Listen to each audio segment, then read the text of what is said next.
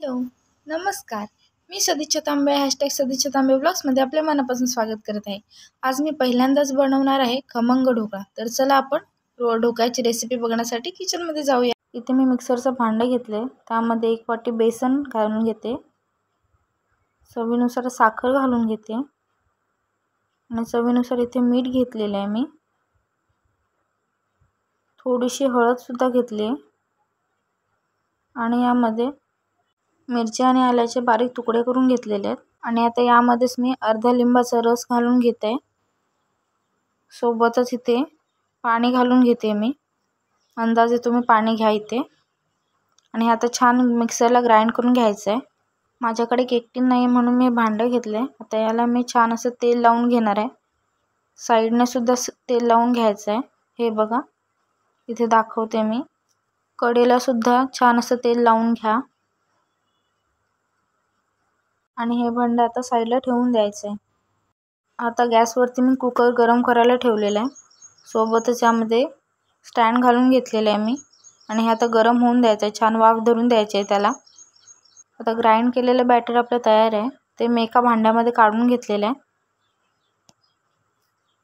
आणि आता यामध्ये 1 चमचा तेल घालून घेतलेलं आहे मी. आणि हे आता छान मिक्स करून घ्यायचं आहे. आता यामध्ये मी इनो घालून घेते. लेमन फ्लेवरमध्ये इनो घेतलेला आहे. इनोमुळे ढोकळा आपला फ्लफी बनेल. आता हे छान मिक्स करून घ्यायचं आहे. इनो लगेच ॲक्टिवेट होतो, त्यामुळे बॅटर बघा कसं लगेच वरती आलेलं आहे. छान त्याला मिक्स करून घ्या. 5 मिनिट तरी हाताने मिक्स करत राहा त्याला.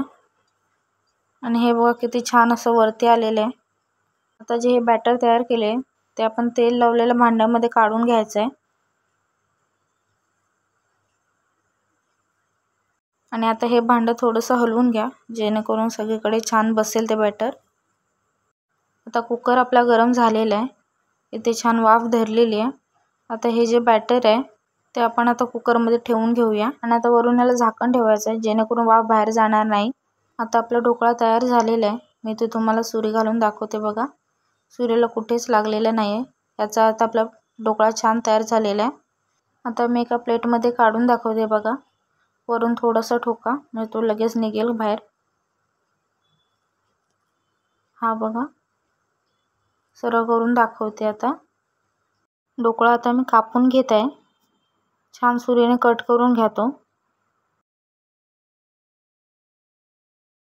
आता तडका तयार करण्यासाठी मी इथे पॅन घेतला आहे. छान गरम होऊन द्यायचा. आता मी यामध्ये तेल घालून घेते. तेल छान गरम होऊन द्यायचं आहे.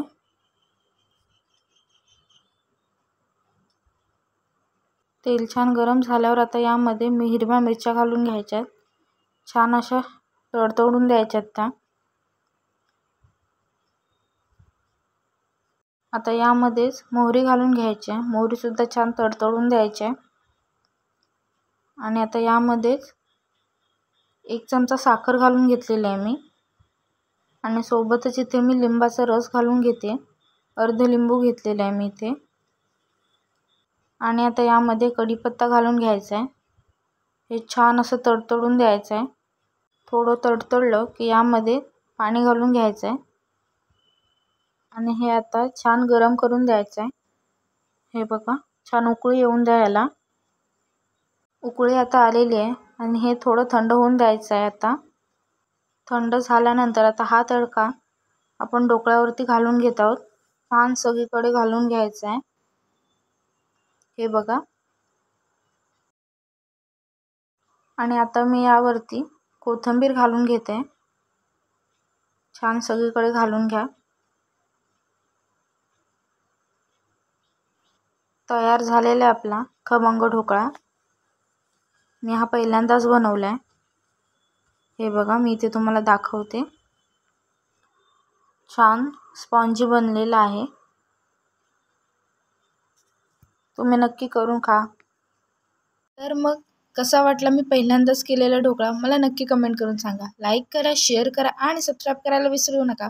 तसंच बेल आयकॉन पण दाबा, म्हणजे माझ्या नवनवीन व्हिडिओची अपडेट्स तुम्हाला मिळत राहतील. धन्यवाद.